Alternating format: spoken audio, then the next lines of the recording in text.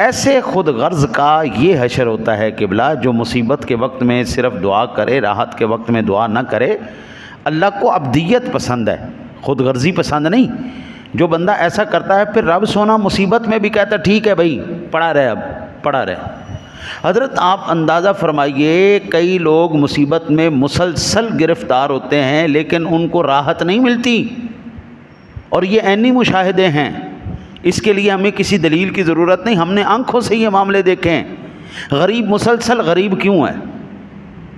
پریشان مسلسل پریشان کیوں ہے؟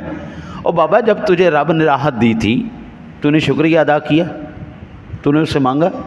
رب سونا بھی کہتا ٹھیک ہے اب پڑا رہے، میرے در پہ پڑا رہے، مانگتا رہے مانگتا رہے۔ اللہ اکبر اللہ، یہ حضرت بڑی لمحہ فکریہ ہے۔ ہاں جی، ہاں بالکل۔ قرآن پاک ارشاد فرماتا ہے لَإِن شَكَرْتُمْ لَأَزِيدَنَّكُمْ۔